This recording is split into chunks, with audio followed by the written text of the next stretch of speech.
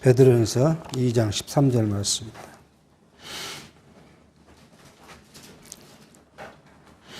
인간의 세운 모든 제도를 주를 위하여 순복하되 혹은 이위에 있는 왕이나 혹은 악한 자를 징별하고 선행하는 자를 포장하기 위하여 그의 보낸 방백에게 하라.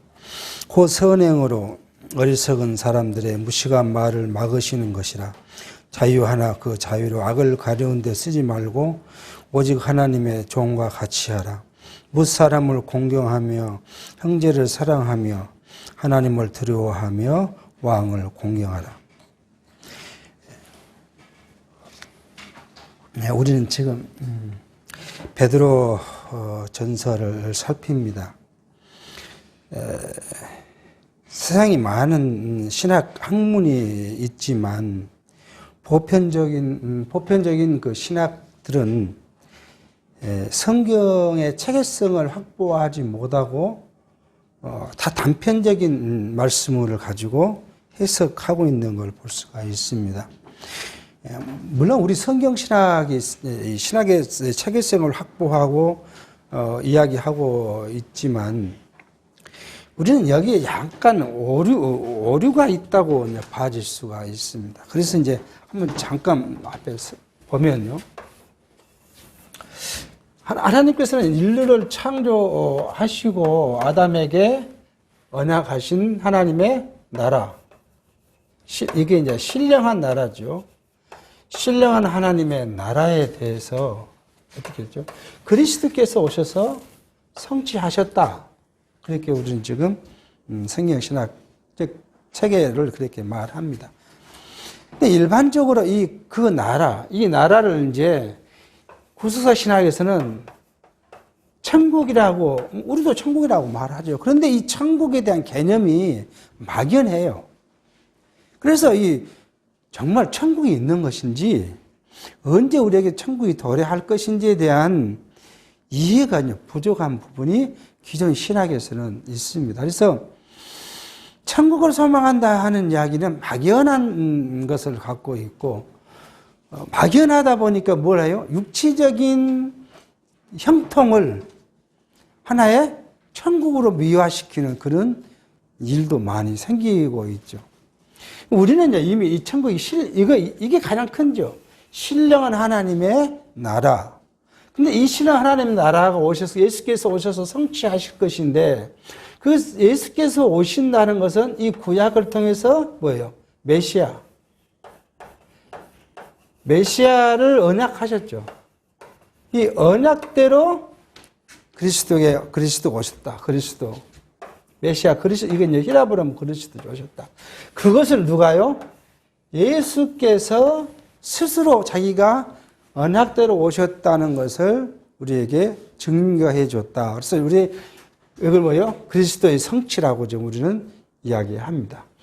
우리가 여기에서 예수께서 다시 우리에게 언약하셨는데 그게 뭐예요? 성령을 보내실 것과 교회를 세우실 것과 다시 오실 것에 대해서 약속을 합니다. 그래서 이 성령이 어디예요? 사도행전 처음에 성령이 오셨고 그 성령이 뭐예요, 이제? 교회를 세워 가시죠. 언제까지요?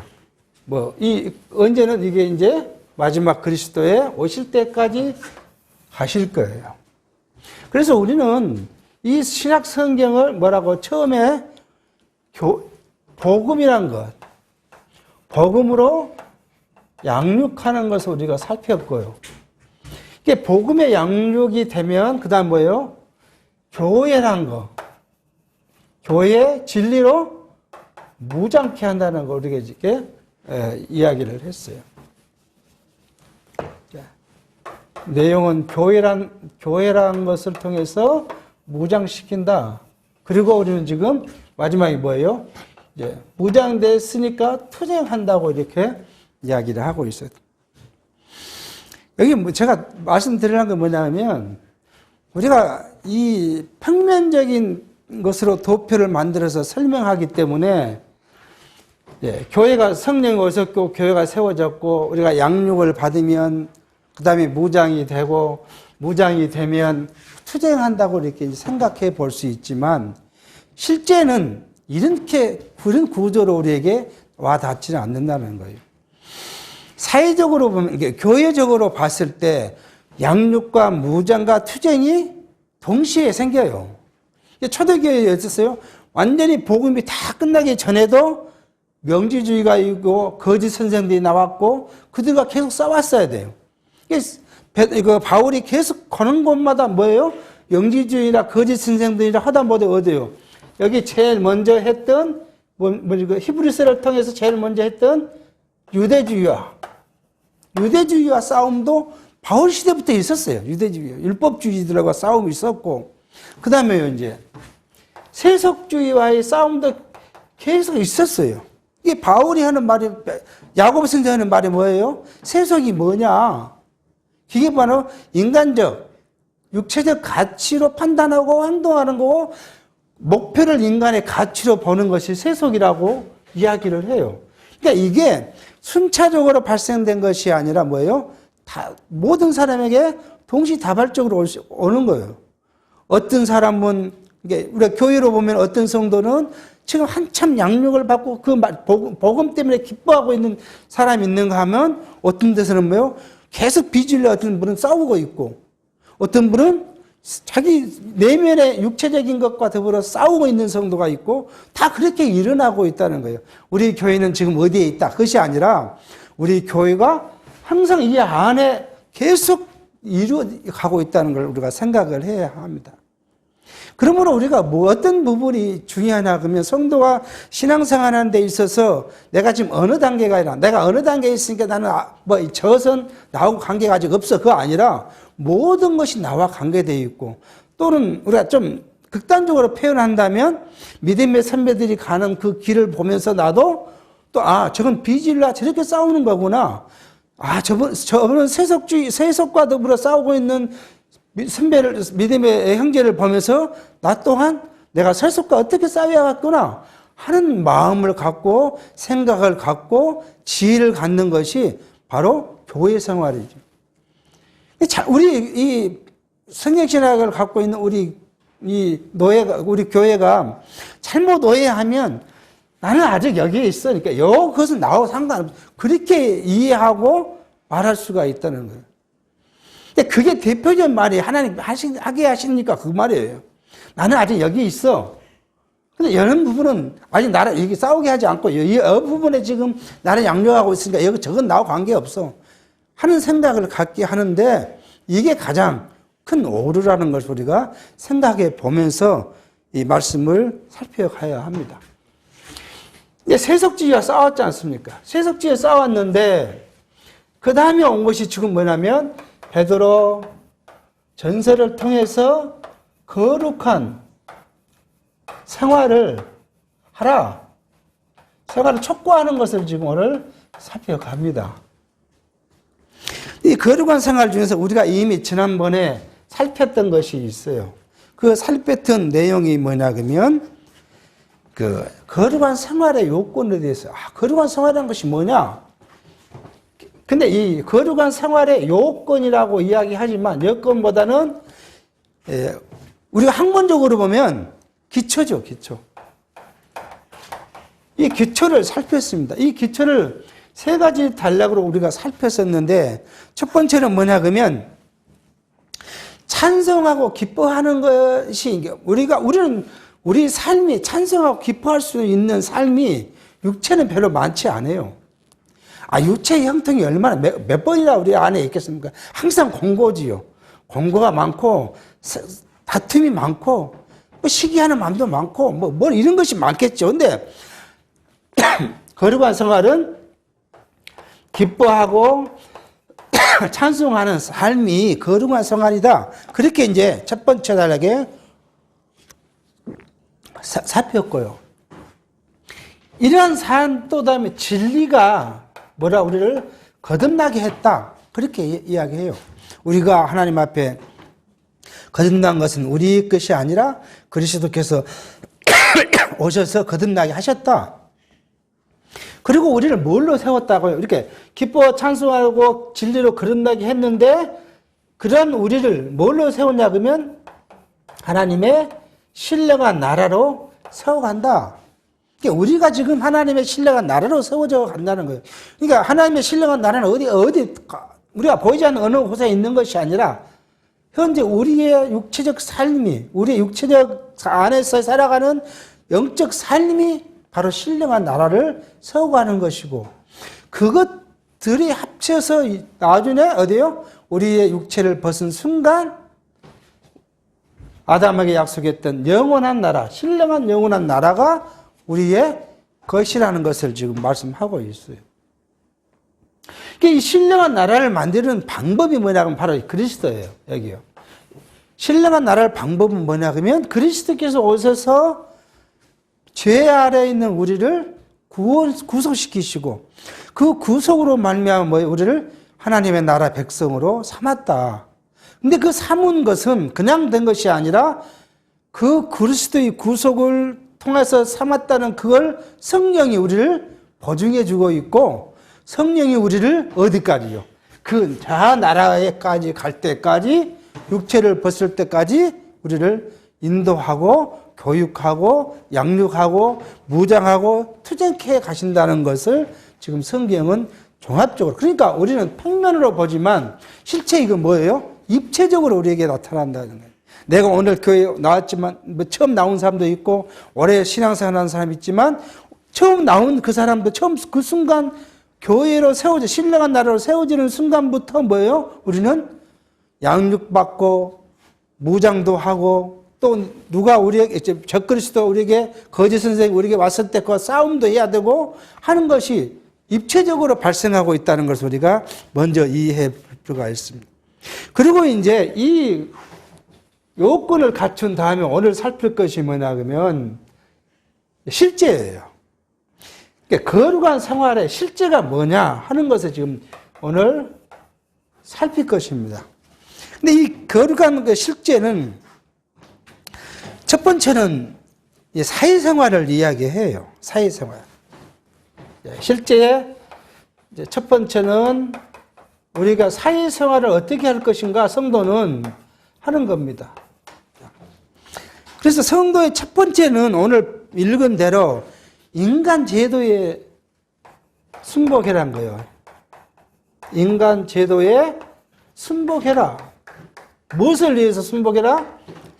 미련한 자들을 우리를 비평하는 그 말을 막기 위해서 순복하라 하는 말씀을 이야기를 합니다.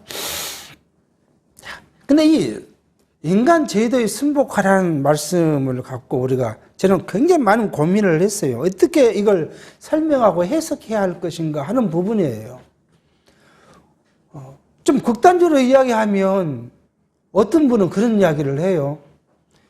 지금 현재 예를 들어서 독재 아래에서도 인간 제도에 순복해야 되니까 그냥 순복해야 한다. 한 거 하는 것도 그건 그리스도인의 참된 모습이 아니라 이렇게까지 설명하신 분들도 있어요. 이게.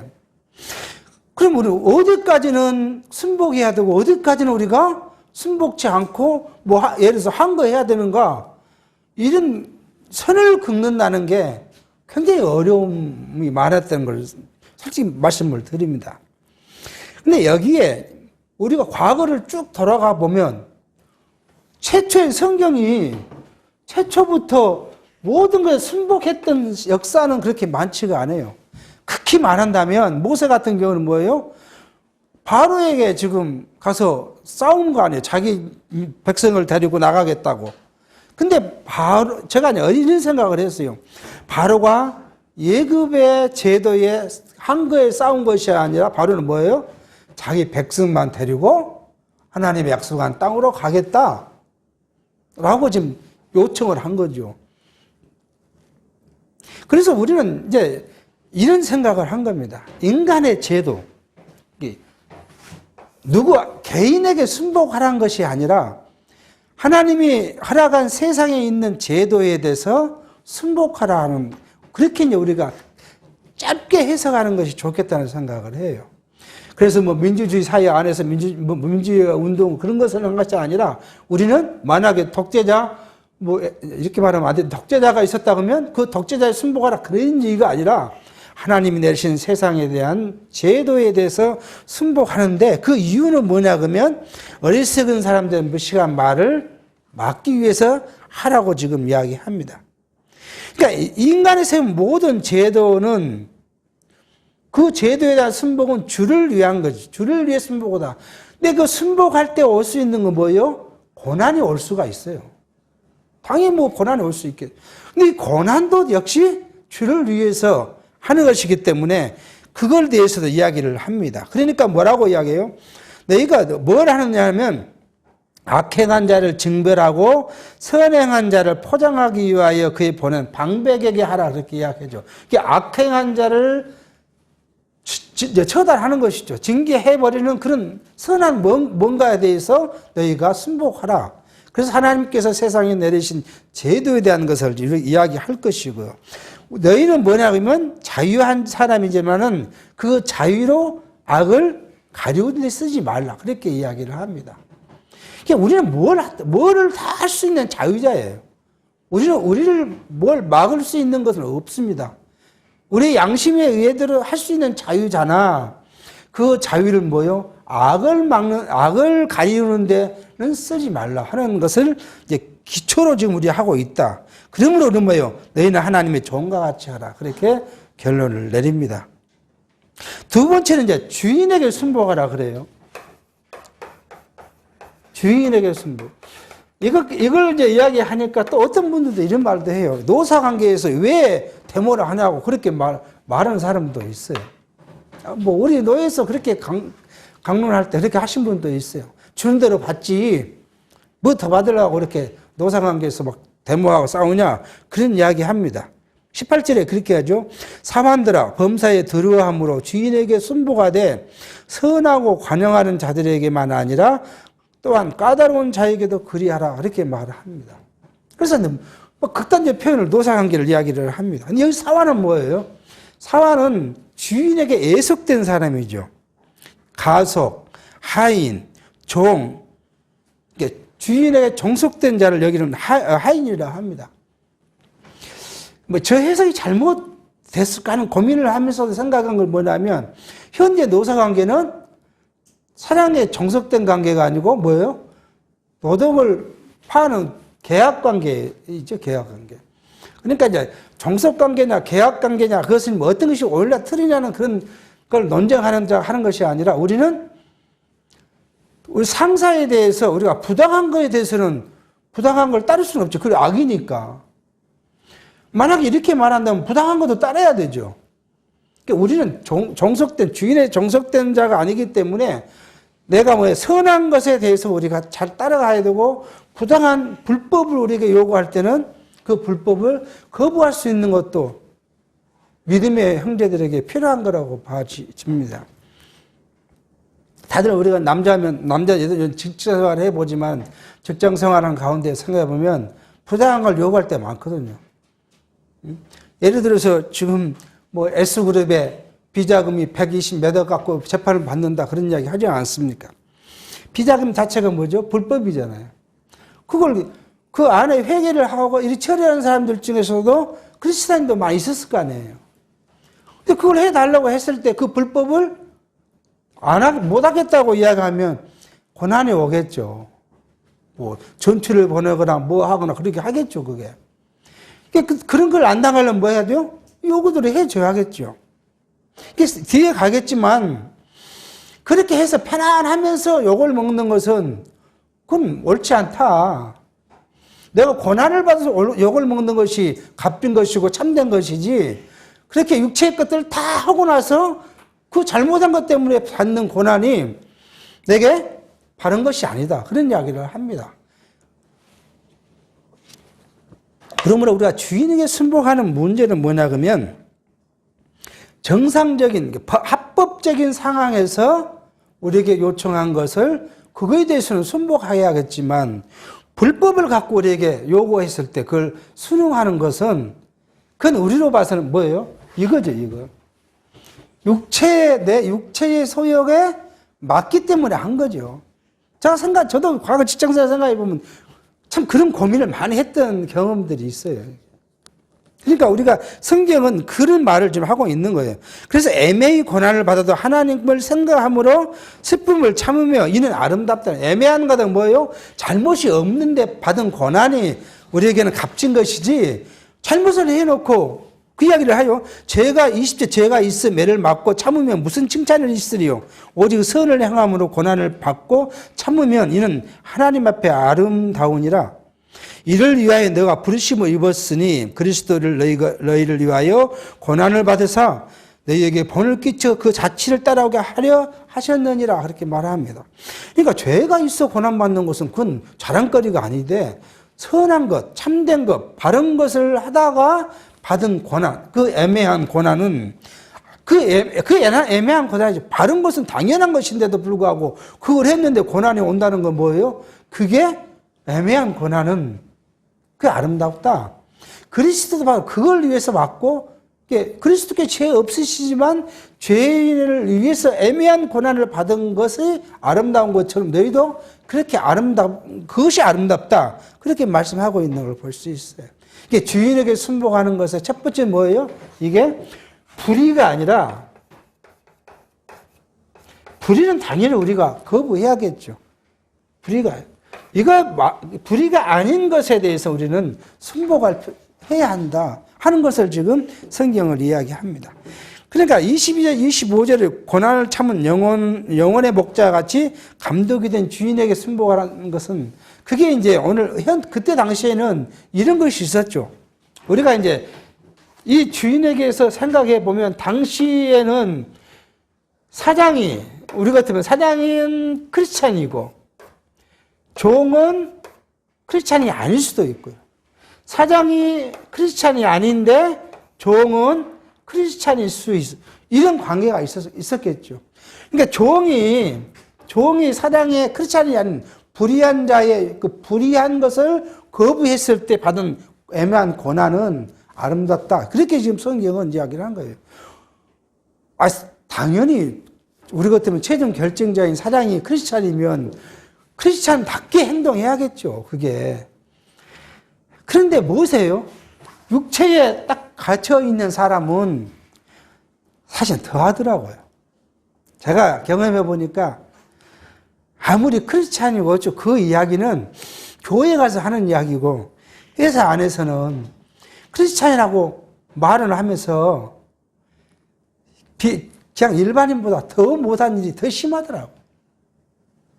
이게 육체 안에 갇히면, 일요일날 교회 가니까 크리스찬이라고 하지만, 육체 안에 가두어 있는 사람은 그게 아무 소용없는 거예요. 그렇게 이제 많은 경험을 해 본 것이죠. 자, 두 번째는, 이게 이제 실제 두 번째는 가정생활을 이야기합니다. 성도들의 가정생활은 어떻게 하는 것이 성도다운 생활인가 하는 걸 이야기를 해요. 그 첫 번째는 아내들에게 이야기를 해요. 아내는 누구에게요? 남편에게 순복하라. 그렇게 이야기해요. 왜 그러냐? 성경 이렇게 말합니다.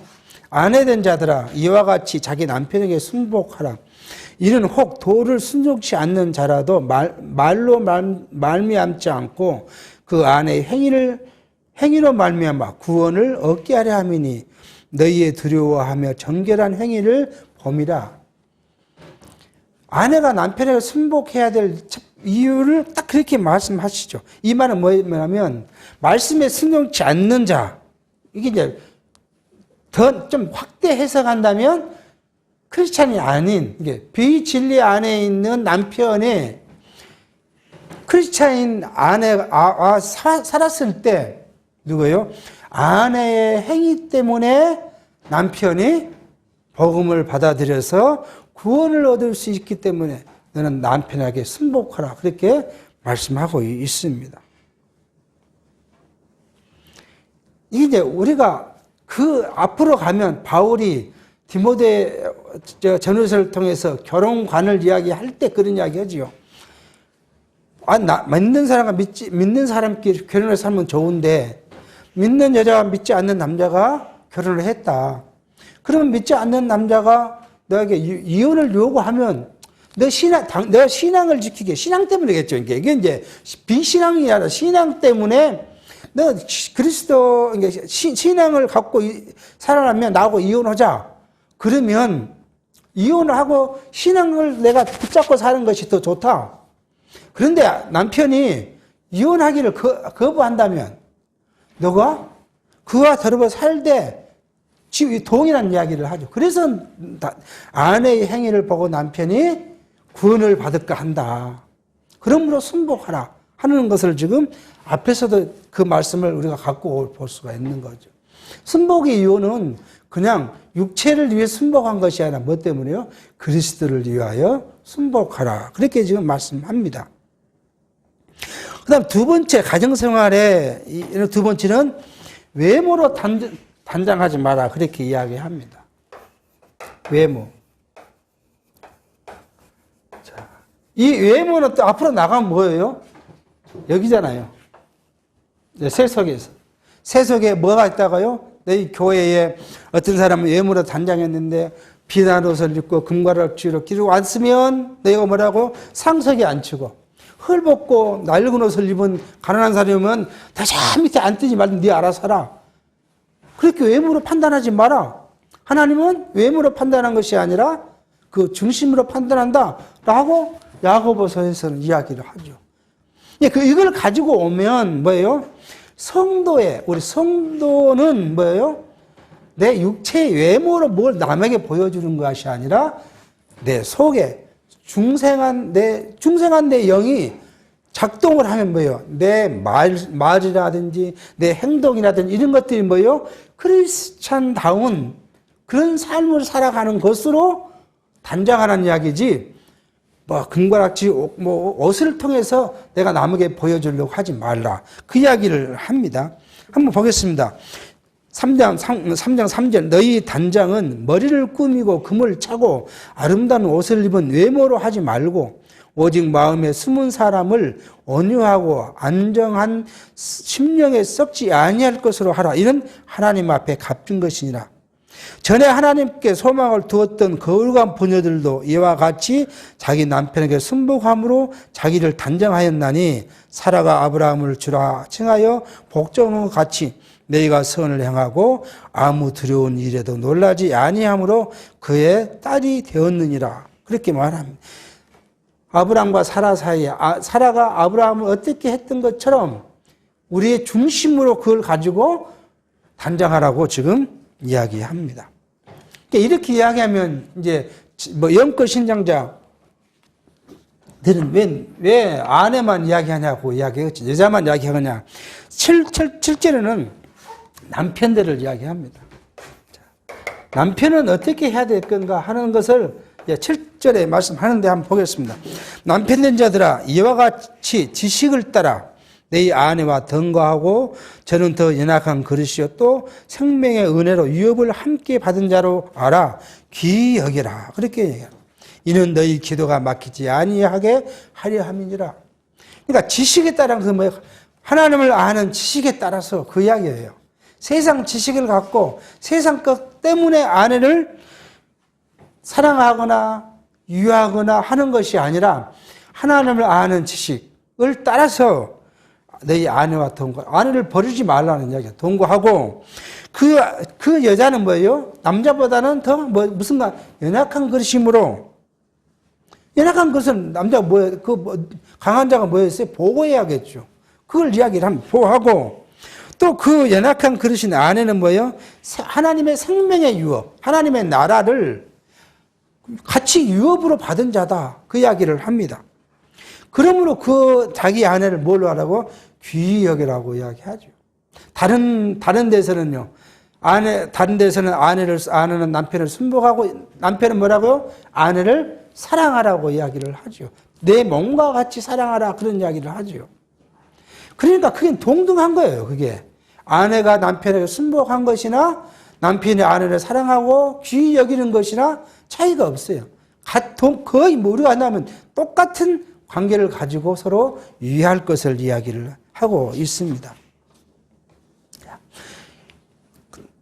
그 다음에 이제 우리가 찾아볼 수 있는 것은 개인 생활이에요. 우리의 개인 생활. 사회 생활을 했으면 가정 생활을 했고, 그 다음에는요, 성도의 개인 생활. 성도는 어떻게 살 것이냐 하는 개인 생활을 지금 이야기를 합니다. 첫 번째는 부르심에 합당하게 해라. 하나님께서 우리를 부르신, 성도로 부르신 부르심에 합당한 생활. 이게 우리는 뭐 하나님의 자녀로서의 합당한 삶을 살아라 그런 이야기죠. 이렇게 말합니다. 마지막으로 말하노니 너희가 다 마음을 같이하여 체위로 하며 형제를 사랑하며 불쌍히 여기며 겸손하며 악을 악으로 욕을 욕으로 갚지 말고 도리어 복을 빌라. 이를 위하여 너희가 부르심을 입었으니 이는 복을 위협으로 받게 하려 하심이라. 그러므로 생명을 사랑하고 좋은 날 보기를 원하는 자는 혀를 금하여 악한 말을 그치며 그 입술로 계율을 말하지 말고 악을 떠나 선을 행하고 화평을 구하여 이를 쫓으라. 주의 눈은 의를 향하시고 그의 귀는 저의 강구에 기울이시되 주의 낯은 악한 자를 향하시니라 하였느니라. 우리를 부르신 부름에, 하나님의 자녀 부르심에 부름에 합당하게 하는 것이 뭐냐 그러면 형제를 사랑하고 불쌍히 여기고 체유라는 것은 형제와 관계에서 우리 믿음의 지체와의 관계에 있어서 가장 그 체유라는 것은 체유라는 것은 처지를 이야기하고 불쌍히 여기는 것이죠. 성도가 성도 그 형편을 보면서 우리가 그를 뭐 어려운 사람은 어려운 사람대로 그 다음에 형통한 사람은 형통한 사람대로 믿음이 성장한 사람은 성장한 사람은 믿음이 아직 초보인 사람은 초보인대로 그걸 보고 그를 사랑하고 이해하고 하라 하는 것이 우리 성도 개인의 생활을 이야기하고 있고요. 자, 성도죠. 두 번째는 뭐예요? 악을 악으로 갚지 마라 그렇게 이야기를 합니다. 악은 악으로 욕은 욕으로 갚지 말고 도리어 복을 빌라. 얼마나 어려운 이 이야기입니까? 이걸 명령이라고 생각하면 우리는 이걸 명령을 다 이행할 수가 없어요. 나를 때리는 그 악한 자를 어떻게 더 때려? 그래서 성경이 그러잖아요. 오리를 가자고 하면 심리를 가지고 예수께서 하신 말씀이 걷어서 달라면 속어서 주고 자 오른밤을 때리면 왼밤을 내줘라. 얼마나 어려운 명령입니까? 이 명령으로 오면. 근데 우리는 하나님께서 나를 사랑하신 그 사랑의 힘을 내가 입으면 이게 가능해요. 뭐 적이 나를 칼로 찔러 죽이려니까 찔러라고 이거 주는 그 이야기가 아니죠. 남이 나를 복음 때문에 나를 악을 내가 누가 한다. 옛날에 그런 거 많잖아요. 며느리가 갔는데 시어머니가 교회 못 나가게 해서 오만 악행을 다 하잖아요. 옛날에 그런 거 많이 봤어요. 꼭 일을 시키도 언제요? 일을 일부러 만들어서도 일요일날 교회 갈 시간이면 며느리한테 일을 시켜서 교회를 못 가게 하는. 그거 악이잖아요. 나한테 대하는 것은 악이에요. 근데 그 악을 시어머니에게 다른 악한 것으로 내가 갚는다. 그러지 말라는 거잖아요. 오히려 그렇게 받은 악은 내가 참는 고난은 기쁨으로 해라. 뒤에 이제 그렇게 말씀해요. 그것이 이제 악으로 욕을 욕으로 갚지 말고 복을 빌라는 이야기가 거기에 이게 육체 때문에 오는 것이 아니라 뭐예요? 복음을 위해서. 하나님의 일을 위해서 그것 때문에 오는 악을 악으로 갚지 말고 욕을 욕으로 갚지 말고 오히려 복을 빌라고 말씀하여. 그리고 우리끼리는 지체끼는 뭐예요? 혀를 금하여 악한 말을 그치며 우리 입을 통해서 뭐예요? 계율, 남을 속이는 말로 하지 마라. 그렇게 계율이 속이겠자 속일 훈자잖아요. 남을 속이지 말라. 우리는 성도는 뭐예요? 남을 속이는 말을 하지 말라. 그렇게 지금 이야기해요. 근데 이게 욕심이 앞서면 속이더라고요. 내 자신부터 내가 무슨 욕심이 딱 내가 이걸 해야지 그러면 그 욕심을 위해서 남을 속이는 경우가 생길 수가 있어요. 특히 어디 앞에서요? 하나님 앞에서 교회 일마저도 육체 일은 싸우고 어떻게 하니까 그런다고 충분히 이해한다 하는데 하자고요. 그런데 하나님의 일을 한답시고 모든 일에 그 이유는 뭐예요? 하나님의 선한 일이라고 표명해 놓고 거기서도 거짓으로 속이고 싸우고 하는 일들이 우리 가끔 볼 수가 있습니다. 하나님의 나라의 백성은, 하나님의 나라에서는 뭐예요? 그게 무가치하다는 거예요. 아니, 우리 이제 조금 더 우리가 다른 말로 이해해 보면, 장로가 되면 어쩌고, 권사가 되면 어쩌고, 집사면 어쩌고, 평신도 못해요. 그게 하나님의 나라 가서 장로 자리가 있는 것도 아니고, 목사 자리가 있는 것도 아니고, 다 하나님 앞에 하나님을 우리로 보고, 찬송하고, 찬양하고, 그 기쁨으로 살아갈 그 나라의 백성인데, 단지 이 땅에서는 뭐예요? 하나님의 일에 있어서 봉사의 일이 그건데, 그것 때문에 막 거짓하고, 사기치고, 싸우고, 그런다는 게 얼마나 볼품없는 일이냐는 이야기죠. 그것을 또 뭐요? 꼭 무슨 권력 팔듯이 또 교회가 당회가 해가지고 이번에는 누구를 권사를 시키자, 누구를 뭐 장로를 시키자, 그렇게 해갖고 투표를 했는데 안 나오면은 또 오고, 안 나오면 또 막 투표 3번 해가지고 나올 때까지 투표를 하는 그런 이유가 또 어딨냐고요. 그래서 대부분의 교회가 교회를 신축하거나 예배당을 신축하거나 장로, 권사, 안수 집사를 선출하거나 해놓고 평온한 교회가 별로 없어요. 육체의 일들이 발동해서 그걸 가면 그거 필요가 없어요. 근데 육체가 아니라 실제로 교회가 이제 성장해서 당회를 만들어야 될 위치에 와서 그냥 아무런 이유 없이, 그잖아요. 언제 뭐 장로, 권사, 안수사를 선출하겠습니다 하고 그냥 하나님의 뜻에 맡겨놓고 투표를 하면 그 결과가 이렇게 경험해 보면 선택받을 만한 분이 선택을 받아요. 그러면 교회는 잠잠해요. 모든 사람들이 이분이면 우리가 우리의 일을 앞세워서 일할 수 있겠다고 생각해서 투표했기 때문에 누구도 그걸 반대하거나 또는 성도들 중에서 내가 안 됐다고 섭섭하다고 하는 사람이나 이게 없더라고요. 근데 꼭 누가 끼워가지고 인간의 무슨 걸로 하려고 이렇게 하면 결과는 시끄러워요. 예를 들어서 목사가 어떤 사람에게 내가 이번에 장로시켜 주도록 할게 하고 공작을 했는데 안 됐어요. 얼마나 스스로하겠습니까? 그럼 명예욕 때문에 자기는 그걸 해보려고 했는데 그렇게 해서 목사하고 다 그렇게 했는데 또 장로도 당해오고 이렇게 했는데 자기가 안 되면 얼마나 섭섭하겠습니까? 그러니까 섭섭하다고 할 수밖에 없죠. 그 시끄러져요. 그래서 성경은 그렇게 말해요. 모든 것들을 뭔대로요? 순리대로. 하나님의 뜻대로. 그러니까 구약시대에는 뭐예요? 제비 뽑는 것이 하나님의 뜻을 구하는 것이었다고 고백을 하면 신약시대에서는요. 특별한 선거란 걸 통해서 하나님의 뜻을 구하는 거예요. 근데 그 하나님의 뜻을 구하는 데다 뭘 딱 끼워놨어요? 인간의 뜻을 딱 끼워놓으니까 이게 불협화음이 생길 수밖에 없는 이유가 거기에 있는 걸 볼 수가 있습니다. 그러면서 하는 말이 우리에게 그런 거예요. 악에서 떠나서 선을 행하고 화평을 구하라. 우리가 구할 건 뭐예요? 화평입니다. 교회 안에 있는 우리 지체들끼리 구하는 건 뭐예요? 화평이에요. 누가 주는요? 하나님께서 진리로 우리에게 주신 화평을 구하는 것이 우리의 구할 것이에요. 그랬을 때 교회는 화평할 수밖에 없어요. 근데 그 화평을 구하지 못하고 육체에 따라서 욕망을 구하면 교회는 항상 시끄러울 수밖에 없어요.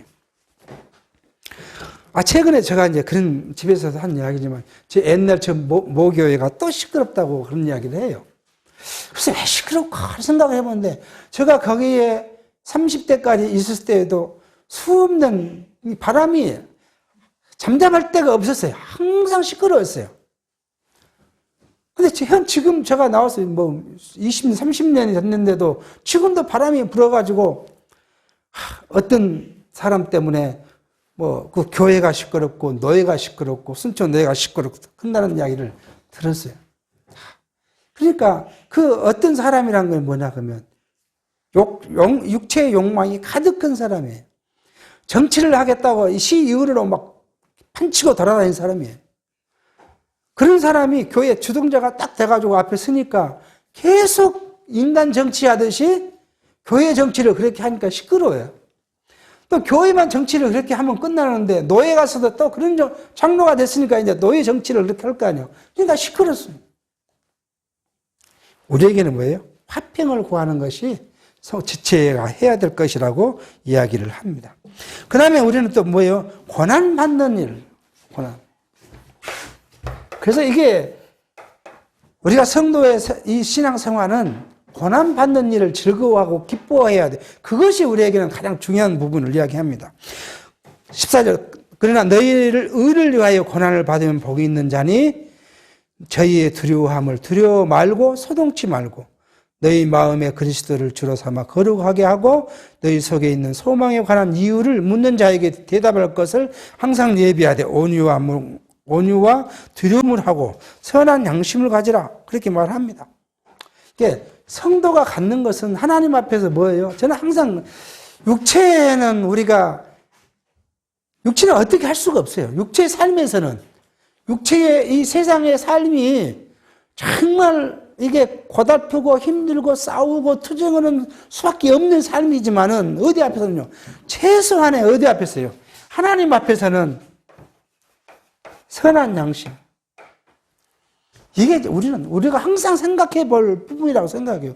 내가 하나님 앞에 우리가 기도하지 않습니까?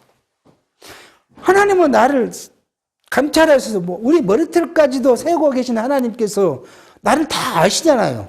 내 생각도 아시고, 내가 생각에 뭘 원하신 것도 아시고, 뭘 행동은 안 했지만은, 그걸 아시는 하나님 앞에서 내가 또 그것에 따라 행동해 놓고, 하나님 나는 무엇 때문에요?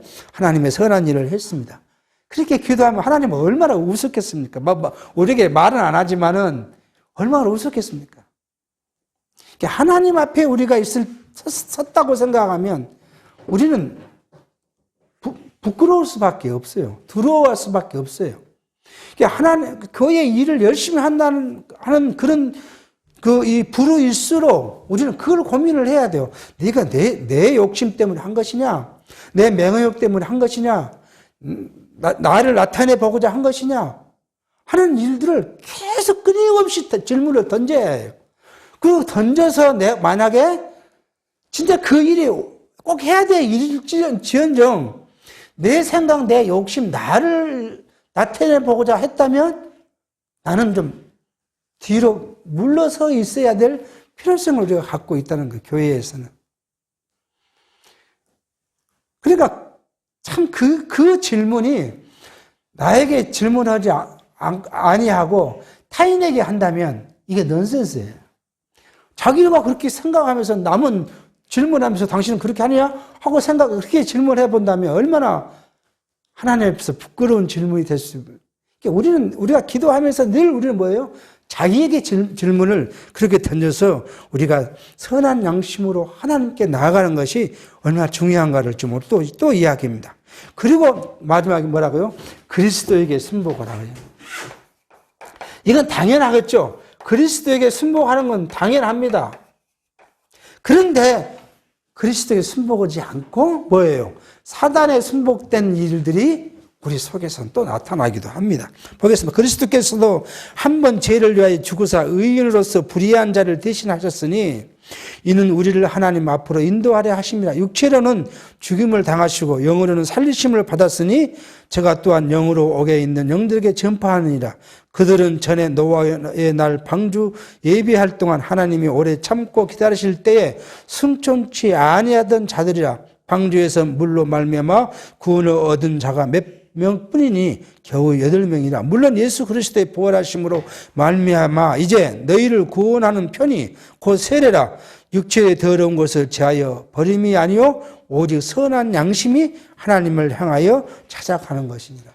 우리는 그리스도에게 순복해야 하는데 그게 뭐예요? 그리스도가 우리를 위하여 죽으셨고 그 죽으심으로 통해서 우리에게 넣는다고요? 하나님을 향해 우리가 나가게 하셨으므로 그리스도에게 순복하라. 그렇게 말씀합니다. 그런데 그러면서 이제 하시는 말씀이 그리스도는 하늘에 오르사 하나님의 우편에 계시니 천사들과 권세들과 능력들이 저에게 순복했느라. 그러니까 마지막 날 그리스도께서 오셔서 재림하셔서 하실 우리의 모든 것에 순복하지 않을 세상에 아무것도 없죠. 우리는 우리뿐만 아니라 적그리스도도 마찬가지고 사단도 마찬가지고 다 그리스도에게 순복을 할 것인데 우리는 어때요? 그런 마지막 날을 되기 전에 우리가 살아가는 지체들, 하나님의 백성들은 언제요? 그날 때까지 하나님 그리스도에게 순복함을 살아가라고 이야기를 합니다.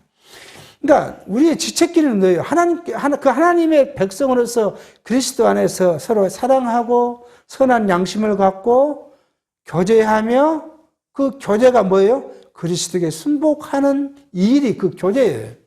그냥 과거에 우리가 잘못 생각하고 만나서 차 마시는 것이 교제가 아니라 그리스도에 순복하는 그 행위가 교제라는 거예요. 그것을 위해서 우리가 모였고 그것을 위한다는 건 뭐냐면 그리스도를 알아야 되고 하나님을 알아야 되고 그 뜻을 분별하려고 보니까 뭐예요? 말씀을 서로 공부하고 나누어야 되는 것이 그게 교제라는 것을 우리가 생각해 봐야 합니다. 자, 그리고 이렇게 이제 이 실체가 뭐예요? 이런 신령한 것의 실체가 무엇인가를 알았으므로 그 다음에 나오는 건 뭐겠습니까? 거룩한 생활의 결과가 이제 뭐냐 하는 것이에요. 이 거룩한 생활의 결과는 또 이거 한참 또 나가야 되니까 다음 시간에 하기로 하고요. 그 결혼 시간은 그리스도의 고난에 동참하는 것, 은사에 따라 봉사하는 것, 시험을 즐겁게 여기는 것, 그 다음에 교회가 질서 있게 교회 생활을 하는 것이 무엇인가에 대해서 이것이 이제 거룩한 생활의 결과를 이제 다음 시간에 한번 다시 살펴보도록 하겠습니다. 기도하겠습니다. 하나님 아버지, 하나님께서는 우리에게 신령한 하나님의 복음의 씨를 허락하셨고 그 복음이 우리 심령 속에서 싹트며 자라는 동안에 하나님을 알며 그리스도의 사랑을 알며 그리스도의 은총을 알며 그리스도께서 우리에게 약속하신 영원한 나라가 무엇인가를 알아가면서 그 백성으로서 그리스도 몸된 교회 지체로서 신령한 삶이 무엇이며 영원한 것이 무엇인가를 알도록 베드로 사도를 통해서 우리에게 주신 말씀, 거룩한 생활이 무엇인가를 살펴갑니다. 하나님, 우리의 육체는 연약하기에 육체가 앞설 수밖에 없는 것이 사실이오니 성령이 우리의 육체를 붙잡아 주시사 영원한 것을 소망하며 신령한 것을 소망하며 영원한 나라의 참된 백성의 삶이 무엇인가를 먼저 생각하면서 육체의 것들을 제어할 수 있는 가장 깊은 신앙을 우리에게 허락해 주시옵기를 바라옵고 예수의 이름으로 기도하옵나이다. 아멘.